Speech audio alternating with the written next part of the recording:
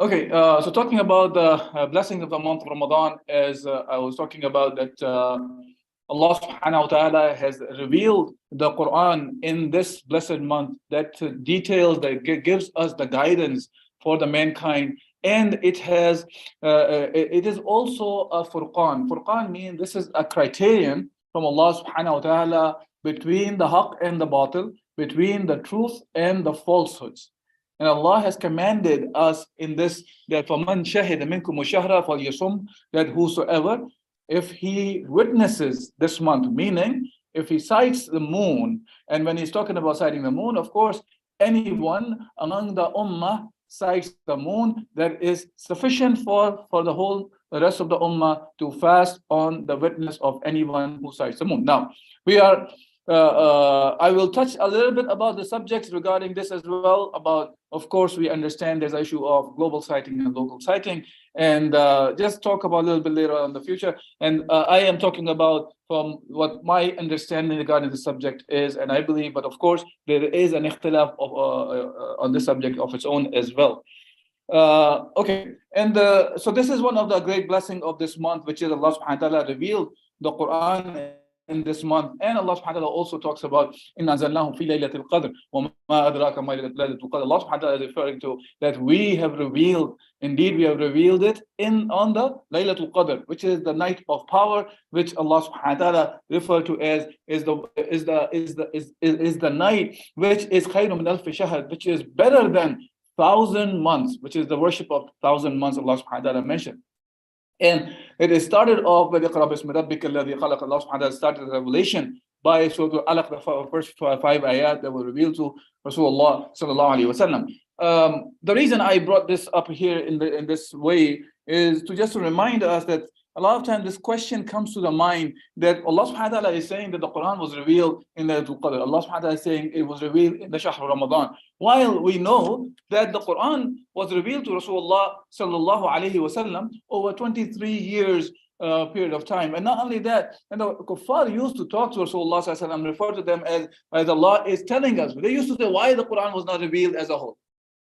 Why not in one time? Why is it revealing in parts and bits? Allah subhanahu wa ta'ala وَقَالَ الَّذِينَ كَفَرُوا لَوْلَا نُزِّلَ عَلَيْهِ الْقُرْآنَ جُمْلَةً وَاحِدَةً. That they say that why the Quran was not revealed at once. Allah subhanahu wa ta'ala said كَذَلِكَ لِنُثَبِّتَ بِهِ فُؤَادَكَ. That Allah subhanahu wa ta'ala wants to strengthen your heart with this and to give you the ideas based on Quran. It was revealed according to whatever the situation was there. And the ahkam was revealed in the Quran regarding the situation. That gives, as a matter of fact, a better understanding of the book of Allah subhanahu wa ta'ala as well. What means by that is now we are aware of many of those ayat, what were the asbabun nuzul, or what were the causes of revelation behind the ayat that were revealed to Rasulullah sallallahu alaihi wasallam. But still the question is in mind, right? That it says that 23 years, we know that Rasulullah received the Quran over 23 years, but why Allah subhanahu wa ta'ala has mentioned that it was revealed in the month of Ramadan or on the Laylatul Qadr? And for that, there are explanations, and there are a little bit of a difference in understanding this subject, which is this, that is said as that the beginning of the revelation that happened, one of the understanding is this, the beginning of revelation that happened to Rasulullah sallallahu alaihi wasallam was on the Laylatul Qadr and in the month of Ramadan, because Laylatul Qadr is in the month of Ramadan. So it is the starting point was that. And another understanding says that the Quran was taken from Lawh Mahfuz to the first heaven, from which Jibreel brought the Quran to Rasulullah sallallahu alaihi wasallam in parts and bits. Now, these are the two different understandings about that, but they are not contradictory. Both of them can be taken as a matter of fact together, that it was revealed from Lawh Mahfuz to the first heaven, and it was started to be revealed to Muhammad sallallahu alaihi wasallam in the month of Ramadan. So it can be both. Now, moving forward about the blessings of the month of Ramadan, Rasulullah sallallahu alaihi wasallam in many ahadith mentioned about the blessing that we can have. For example, the hadith says, "Man sama Ramadan imanan wa ihtisaban, ghufira lahu ma taqaddama min dhanbi." That whosoever fasts in the month of Ramadan and with the iman, in the state of iman, with the hope of getting the reward from Allah subhanahu wa ta'ala. Allah subhanahu wa ta'ala can forgive all his sins, the past sins that a person had. And we hope from this month of Ramadan that Allah subhanahu wa ta'ala accept our worship and have all our sins forgiven as well. Similarly, the hadith says, وَمَنْ قَامَ لَيْلَةَ الْقَدْرِ إِيمَانًا وَاحْتِسَابًا غُفِرَ لَهُ مَا تَقَدَّمَ مِنْ ذَنْبِهِ. Then whosoever was worshipping on the night of the power, the night of Laylatul Qadr, then all of his sins will be forgiven by Allah subhanahu wa ta'ala. Now, when it comes to Laylatul Qadr, there are many ahadith that talk about when the Laylatul Qadr is, and if you want to look at it, if I summarize that, in general, it is referred to as in the look for Laylatul Qadr in the last 10 nights of the Ramadan, starting from the 21st of the Ramadan and move on until the last night of the Ramadan. So this is where a hadith talks about. Yes, there are a hadith that talks about specifying sometime towards the 27th of the night. Some of them talk about 21st, 23rd, 25th, 27th, or 29th, one of those five. Or the best way for us to do is to just, inshallah, try our best to be worshipping in all those 10 nights in the last Ashura. Now, another hadith that refers to the month of Ramadan, remember, and Ameen. Then on the second step, he said the Ameen. And then when he got on the third step, he said Ameen again. And the Sahaba, they heard Rasulullah saying Ameen 3 times, so they asked about why he said those 3 Ameen. And the response of Rasulullah was that Jibreel came to him when he was getting on the first step. When he rose to the first step, and he made the dua, as a matter of fact. So Jibreel made the dua, and he said, شَقِيَ عَبْدٌ أَدْرَكَ رَمَضَانَ فَانْسَلَخَ مِنْهُ وَلَمْ يُغْفَرْ لَهُ. That the one, he's a shaqiyah, may he be wretched, may he be the loser, may he be the unfortunate one, the one who finds the month of Ramadan and not able to have his sins forgiven. And Rasulullah said, Ameen. And then the second one, he said about a person who finds his parents, both the parents, and or one parent, and not able to get into Jannah because of them, then he is the one who is the loser. May he be the loser, may he be the wretched one, may he be the unfortunate one. And the Rasulullah said, Ameen. And the third one, he said about, Jibreel said that he is the wretched one in front of whom the name of Muhammad is taken, and he does not send the salam to Rasulullah sallallahu alaihi wasallam. And Rasulullah said, Ameen. Look, when I am referring to this, one of the key things here is, which is very interesting to remember, is who's the one making the dua and who is the one who is saying Ameen on that dua. The best of the malaika, Jibreel alayhi salatu wasalam, is the one who's making this dua. And Ashraful Anbiya, Imamul Anbiya, Muhammad sallallahu alayhi wasallam is the one here who is saying the Ameen. So what kind of a blessed dua is that? How blessed this dua is. This is how we should be looking at. This is why that Allah subhanahu wa ta'ala, inshallah, we hope that Allah give us another opportunity to enter into this month and get the best out of this month. And this is why we would like to know what to do and what not to do in this month as well, which is the month of Ramadan. Now, so to understand this, we know that fasting has been prescribed to us. As Allah subhanahu wa ta'ala says, كُتِبَ عَلَيْكُمُ الصِّيَامَ كَمَا كُتِبَ عَلَى الَّذِينَ مِنْ قَبْلِكُمْ لَعَلَّكُمْ تَتَّقُونَ. That Allah subhanahu wa ta'ala is saying that we have prescribed, the fasting has been prescribed for you, like it was prescribed to the previous nations. So perhaps you will gain the taqwa of Allah subhanahu wa ta'ala. Now the thing is, what is this siyam? What is this fasting? When we look at the fuqaha have even given definitions of these. For example, that Imam al-Quduri al-Baghdadi, he defines the definition of that is fasting is abstaining from eating, drinking, and al-jima' during the day with intention. When he's saying nahar al-ma'niyah, so we're talking about is from dawn to dusk, which is from the time of the Fajr, when the Fajr time starts, and then until Maghrib. So these are the actions that Jama'ah talking about sexual intercourse is not allowed during this time. Okay, so this is just a basic definition. And now, what is fasting? What kind of types of fasting are there? There are two types of fasting, which is one is the obligatory fast, which is wajib or fard, and the second is the one which is recommended but not required, which is mandub or supererogatory. So these are the two kinds of fast that Allah subhanahu wa ta'ala has defined for us. And when it comes to the obligatory fast, during a fixed time, this is done. During the month of Ramadan, this is one. Second is due to a reason, fasting for expiation or kafara. Somebody has done something that the expiation part of that is to fast, for example. So now that becomes an obligation of the person. So that's another kind of obligation. A third one, which is referred to another, or the vow. If somebody has made a vow that he will fast a certain number of days for a specific thing, then it is also an obligation. So these are the three specific ones. Of course, we are more talking about the fasting in the month of Ramadan here. But to understand that for the completeness, these are the obligatory types of fast.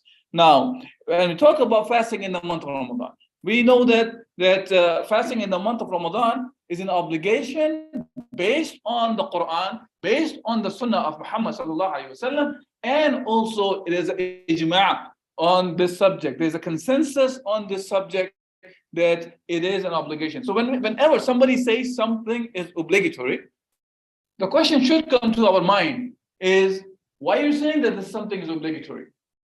And when we hear the word obligatory, something is a fard, something is a wajib. What it means by that is, if we are not fulfilling that wajib, we are accountable and we are sinful by not completing an obligation.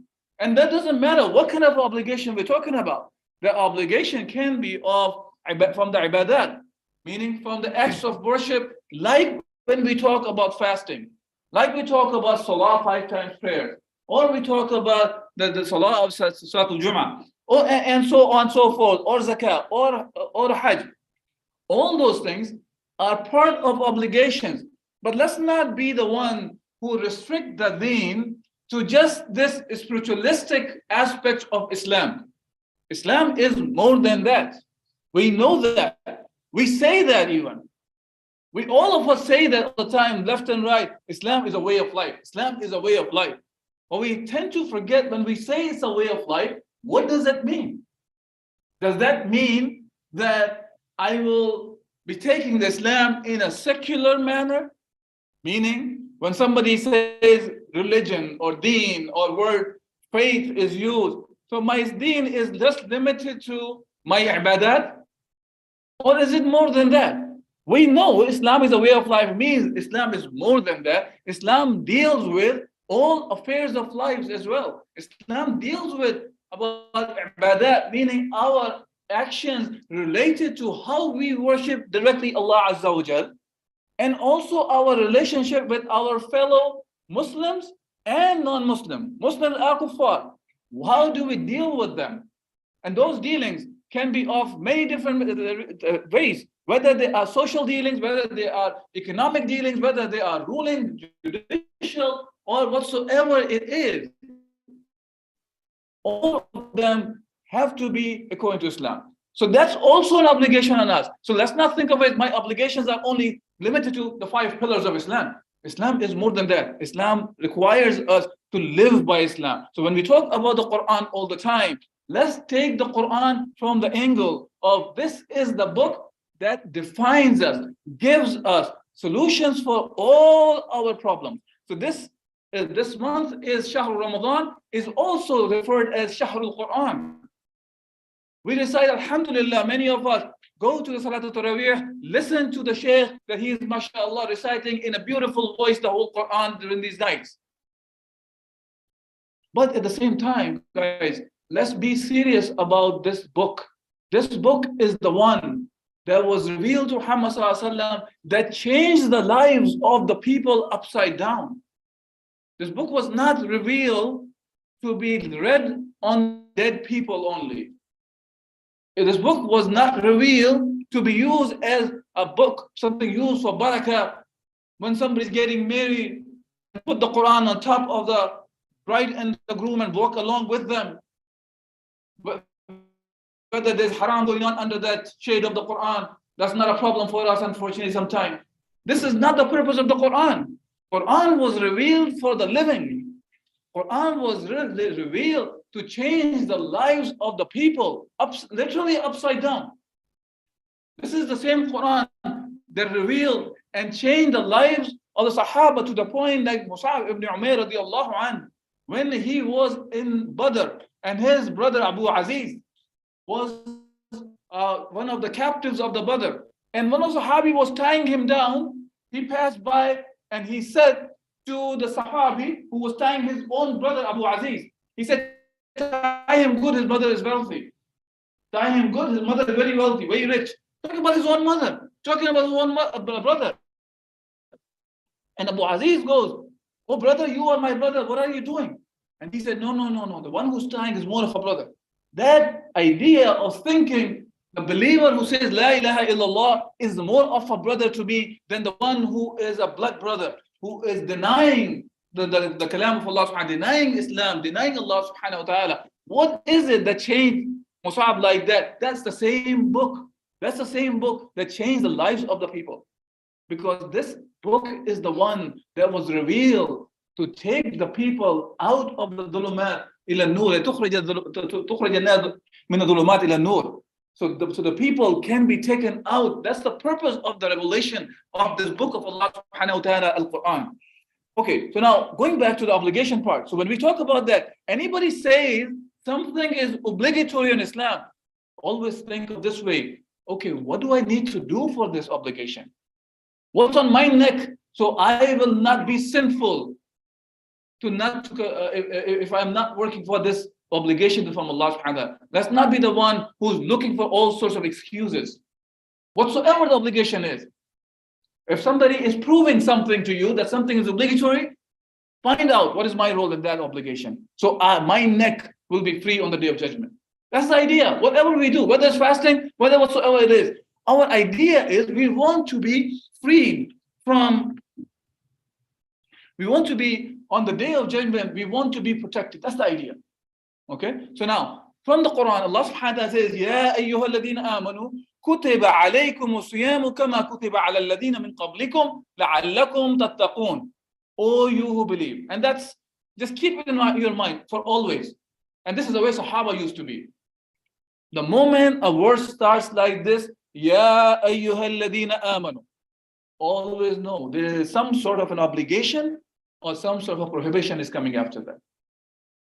Either some awamir or nawahi are coming. So what is the amr here? What is the obligation here? The fuqaha say that when this word kutiba is used, this is one of the qarina, one of the indicators that now whatever hukum is coming after that, it is an obligation. So kutiba means this is prescribed for you. This is an obligation. See, every command does not necessarily mean that it's an obligation. We understand that. For that, you need to look at the qarina. You have to look at the indicator that tells us it's an obligation. So here when he says kutiba alaykum as-siyam, that's an indicator there. It's an obligation. Allah has prescribed for you. Allah has obliged us to fast in the month of Ramadan the way previous people fasted. Okay, now from the hadith of Rasulullah, and I'm just mentioning some, there's very few evidence. Of course, it's not the time to go open up all the fiqh books and nail down all the evidences here. Just to have an idea that from the hadith of Rasulullah sallallahu alaihi wasallam, as the hadith mentioned here from Bukhari, that says, Buni al-Islamu ala khams. The Islam is built on 5.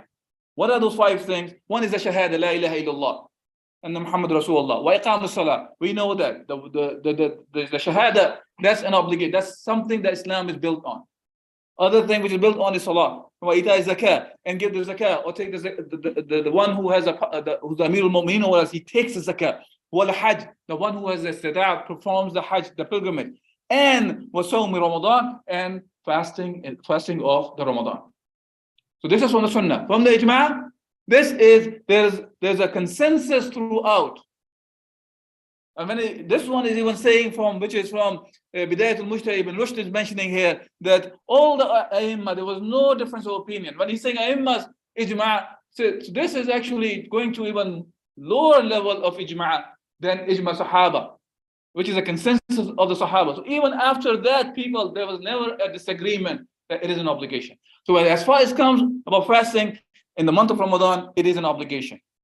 Now, when it talks about the basic elements of fasting, there are three basic elements, arkan. One is the duration. Second is the abstinence from acts that breaks the fast, and intention. The first two are agreed upon in general among the scholars. The third one, which is the niyyah, which is the intention about the action. This is something which is not agreed upon, and there is ikhtilaf. What does it mean by intention when you are fasting? Okay, now the duration of the fast also is divided into two categories. One is when we talk about the duration when the fast itself starts and when it ends. I'm talking about each fast, from the Fajr to Maghrib, right? From dawn to dusk. That's one duration. Other duration is called the number of fasts, or meaning, how do you start the month of Ramadan and how do you end the month of Ramadan? Whether the month of Ramadan has 29 days or 30 days, and how do you find this out? Unfortunately, nowadays there is a wind is blowing in the direction of many of the people are just talking about that we can just do the calculation and that's sufficient for us. While there are very clear evidences that talks about that command us to be the ones who should be sighting the moon and fast according to the sighting of the moon, and stop fasting or breaking the fast with the sighting of the moon. Okay, this is a subject I may talk about, if anybody is interested, I may talk about on the coming Tuesday about this subject online. If anybody is interested, you can join and talk about the moon sighting aspect also, and how to start the fast and how to end, inshallah. Okay, so these are the two things: the duration of the month and the duration of the fast itself. These are the two things, right? Now, when it comes to duration of the month, the hadith of Rasulullah sallallahu alaihi wasallam is very clear. It is agreed upon. And when we say an agreed upon hadith, or you see the word muttafaqun alayh, what means by that is this hadith is reported by two of the most authentic books of the hadith, which is Sahih Muslim and Sahih Bukhari. And according to some of the scholars, this is a higher level of authenticity of a hadith if both these books, both these scholars, muhaddithin, have reported the hadith. So it's a muttafaqan alayh hadith that talks about لا تصوموا حتى تروا الهلال ولا تفطروا حتى تروه. That do not fast until you see the hilal. Hilal is the crescent. Okay, and do not break the fast, meaning finish the month of Ramadan until you see it. And فَإِنْ غُمَّ عَلَيْكُمْ فَاقْدِرُوا لَهُ. Now, if it is cloudy, if it is that you are not able to see it, then the hadith says that then you can calculate. It should appear. Meaning, calculation here does not mean does not mean calculation that you start counting the way people talk about astronomy calculation. Here, you are estimating, meaning that if you have not seen it, then you complete the 30 days. If you're not able to see because it was covered, it was cloudy, then you complete the 30 days. Why am I saying that? Because there are other hadiths very clearly mentioned that tells us to not use the calculation for this purpose. And then the hadith says, الشهر 29 ليلة فلا تصوموا حتى تروا فإن غم عليكم فأكملوا عدة 30. This is what I'm talking about. That if you don't see it, that's talking about then complete the 30 days. If you're not able to see, complete the 30 days of fasting. It's not saying, hadith is not saying the crescent is not there. It's saying you are not able to see. That's the idea. Okay, so when it comes to the month of Ramadan or any month in Islam, there are either 29 days or 30 days. So there are no 28 days and there's no 31 days in Islam. Okay, so it's always 29 or 30. Now, when it comes to abstinence, what does it mean by what are the things that we are abstaining from? There is in Surah Al-Baqarah, Allah subhanahu wa ta'ala had very clearly mentioned the things that we should be abstaining from. Okay, so that's about eating, drinking, and sexual intercourse or jima that we abstain from for this duration of the fast from the time of the dawn until the dusk. Okay. Now, when it comes to the intention, majority of the scholars this intention is a condition for the validity of the fast. When you say condition means shart. It's a shart for starting the fast. Now, the point is when to make the intention. This is where you find the differences. When to start fasting or when to do the intention is where the differences are. What are those? Imam Malik says the fasting is not valid except by intention formed before the break of the dawn. And he talks about for all sorts of fasting, whichever kind of fasting you're talking about, you have to have the intention. Okay. Now, Imam Shafi'i says intention from after the dawn is valid for nafila, something which is you're doing extra fasting. For that, you can do after the dawn even. Like, for example, you wake up, you did not break your fast, or you did not eat anything yet. For a nafila, you can just intend at that point and you can fast. Okay.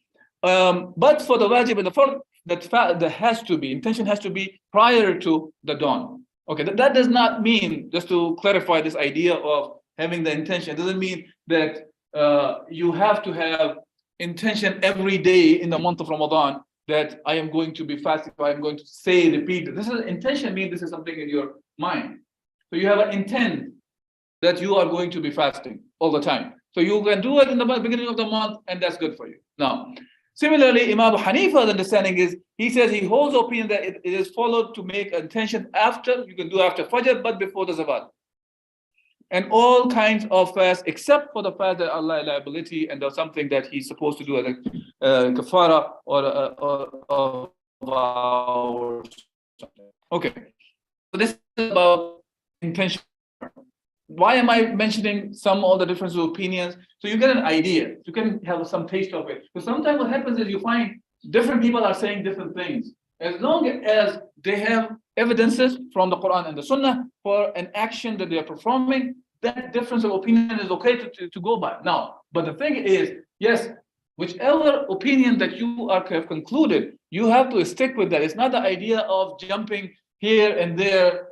If you see two different opinions and you are going from the easy one, or you're going, today I am following this opinion, tomorrow I'm following the other one, whichever makes my life easier. This is not the purpose of looking at the difference of opinions. So whichever one that you have concluded or come to terms that this is an obligation, or this is the understanding, this is the ijtihad that you're following, that you stick with it. Until you find a stronger opinion based on the evidences that you are now, you must change the opinion at that point. And of course, there are other things involved in that case where it is an obligation for you to leave your understanding if and when you have Amirul Mu'mineen on you, and he's the one who adopts an opinion, then everybody else have to follow that opinion at that point.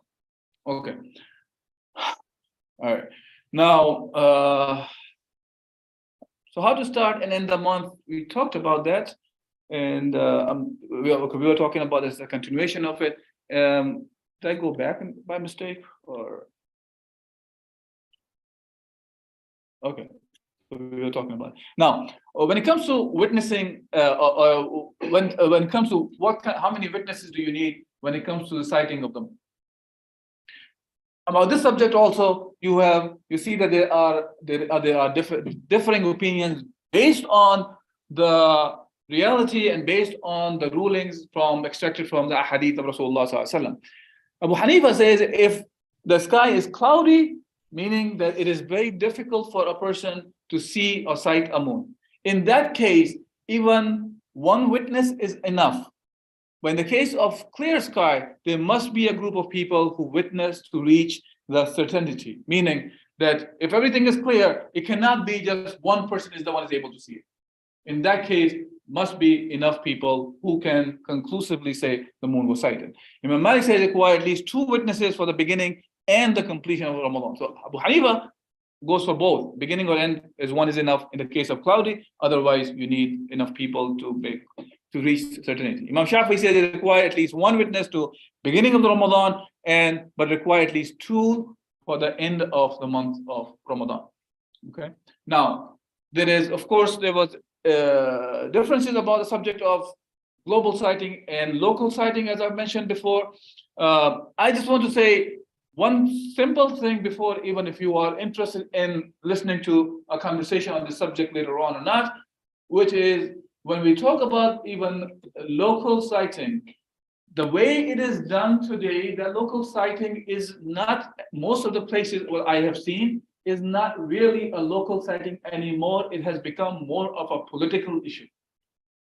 Why am I saying it's a political issue? There's a lot of brothers and sisters here who are either from, well, most of them are probably from Indian subcontinent, or they are from Bilad al-Sham.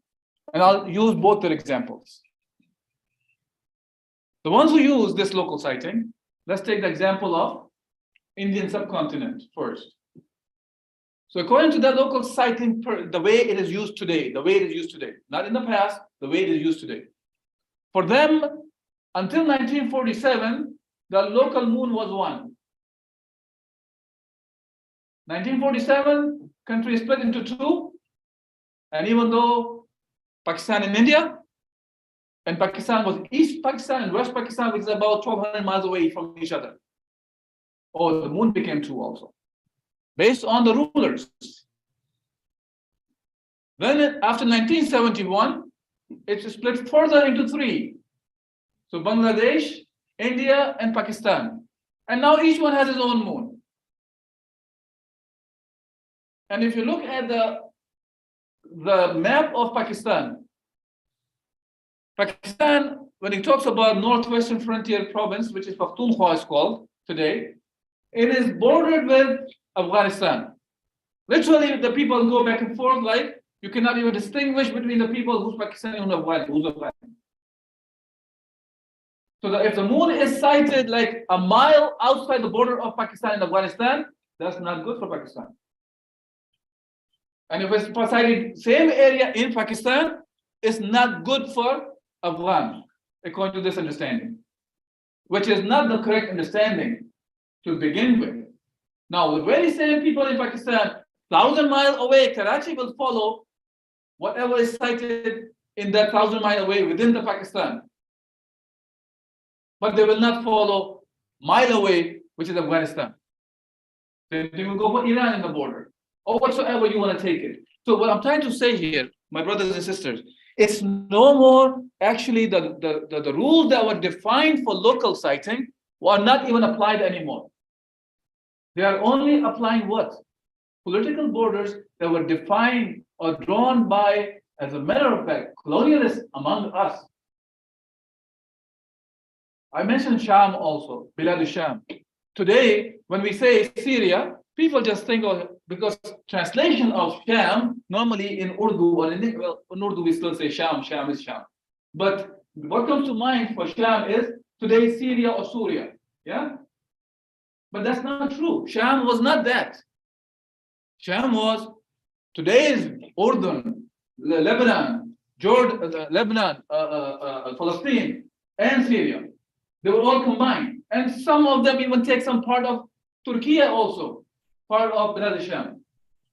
Now, so it was Sham was one, now it became four. So now we have four moons. Each one is sighting their own.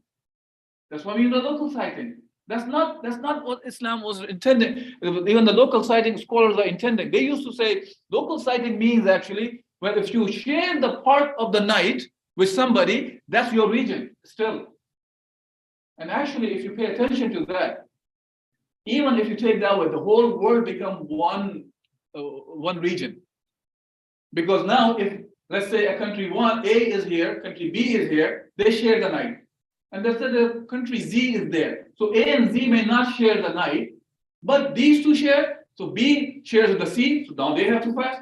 C shares with the D, they have to fast. D shares with the E, they have to fast, and they all become one region like this.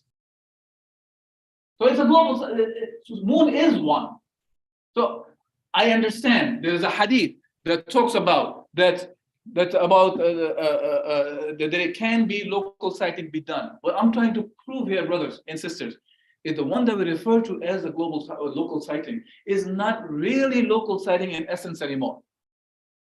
It has become more of a political maneuvering, and that's not doing anything except keeping us divided. So, and again, I just like to make sure that we understand these ideas. If people differ in the opinion, they act. This is still a valid Shari opinion to follow the local siting. To be very clear, obviously, and one thing learned, my brothers and sisters, with all due respect, anybody who comes to the member and talks about a subject, he will talk about a subject from the understanding that he carries, because he believes that this is the right understanding. It will be incorrect for him to talk about something that he believes is wrong, but he wants to teach everybody. Okay? And when we say difference of opinion, what means by that, whatever you have concluded or you understood is right, you follow that as right understanding with this understanding that you can be wrong. And you look at the other Sharia opinions based on the Quran and Sunnah, not just my desires and benefit or whatever seems to be beneficial for me. You look at those, the opinion which is from the Sharia, but it's different than yours. You look at it as a wrong opinion with this understanding that it can be correct. Just leaving it at that so we have something to think about, inshallah, when we talk about fasting or this moon sighting and all those things, even if you don't join this session. Okay, so who's the one who must be fasting? In Islam, whenever something is mentioned about obligation, the question comes to the mind right away is, okay, who, by the way, when does the Salatul Isha start here? 8:30. Okay, so I have to go faster, yeah? If not, we will finish it off after Salatul Isha, inshallah. Okay. Okay, so who must fast in the Ramadan? It is an obligation on every Muslim male or female who has reached the puberty, is sane and capable of bearing the fast. And if female who's not in her haid or the period or nifas or the postnatal bleeding, in those cases, of course, she is exempted to fast at that time, but she has to make up. It's different than the salah. The salah, when you miss, you don't have to make up. Okay, who is not required to fast? The following are not required. Of course, a non-Muslim is not required to fast. The person who is a child, the one who has not hit the puberty, it is not an obligation on him or her.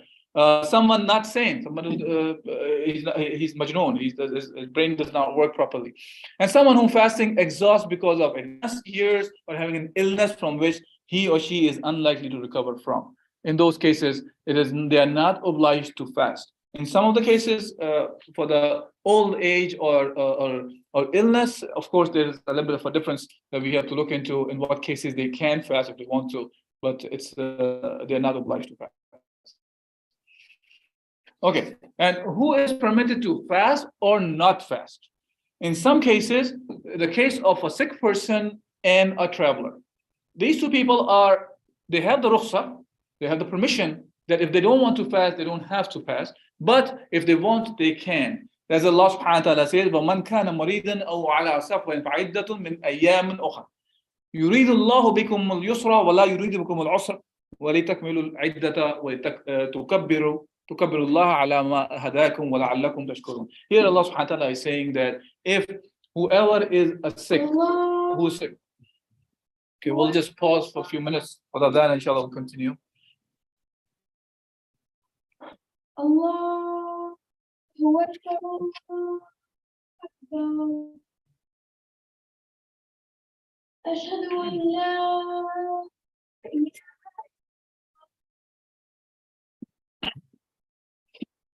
أشهد أن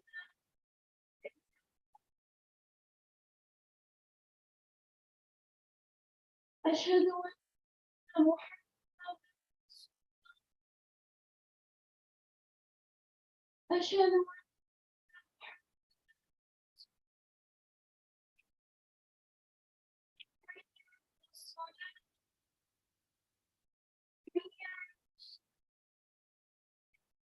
حي على الفلاح حي على الفلاح الله أكبر الله أكبر لا إله إلا الله.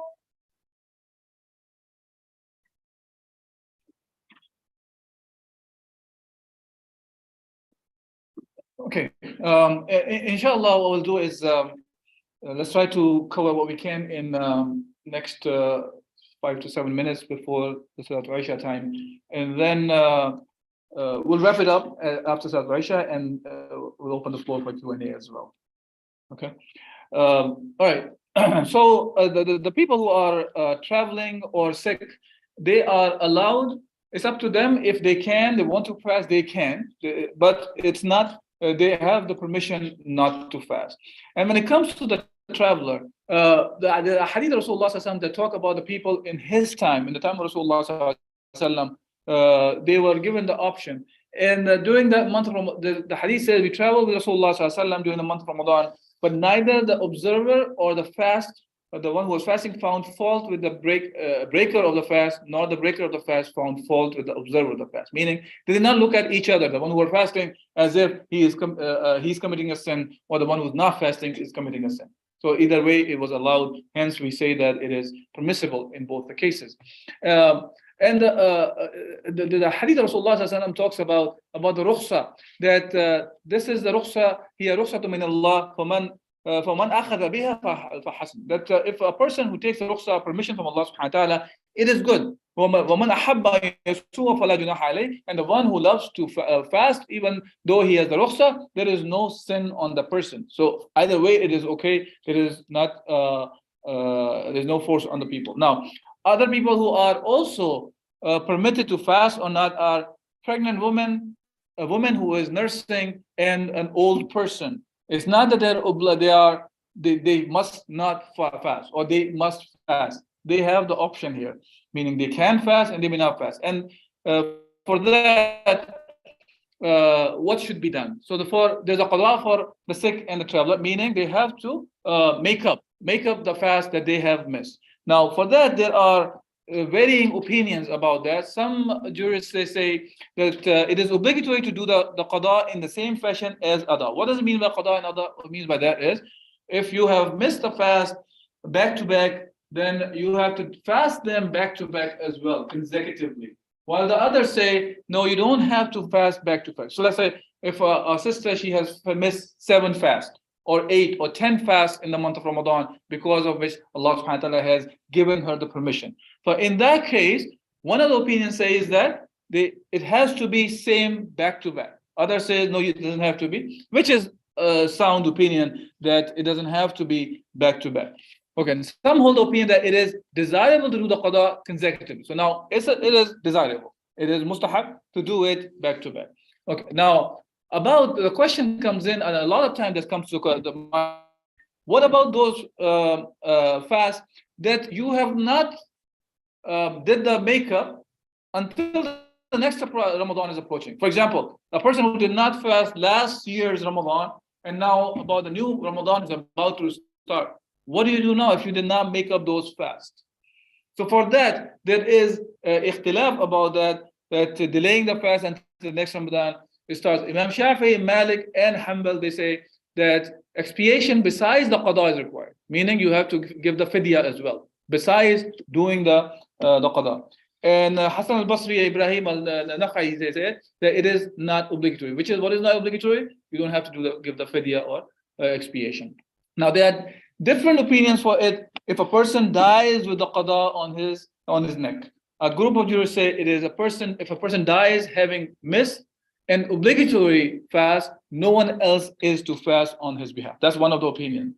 Okay, and I'm not going into the detail of every opinion, the evidences. Shafi'i said that his or her wali, he can fast for him or her. Some said that the guardian should feed the needy on his or her behalf. When I'm talking about feeding the needy, we're talking about the fidya again. Fidya means that you feed a person for a day. For each fast, you feed a person for a day, and there are details regarding that. What does it mean by feeding? But in general, it's referred to as a normal meal that you would be eating for that day. That kind of a daily feeding you will be giving to the person. Okay, I think we have 3 minutes. I'll come back about the qada for the pregnant nursing women. I will start from here, inshallah, after Salatul Isha. I'm not sure if we can delay. We don't. People will be coming by 8:30, right? Okay. So we'll, inshallah, there's not much left. Probably 10, 15 minutes more left. And then we have, inshallah, Q&A as well. Jazakumullah khairan. Assalamu alaikum wa rahmatullahi wa barakatuh.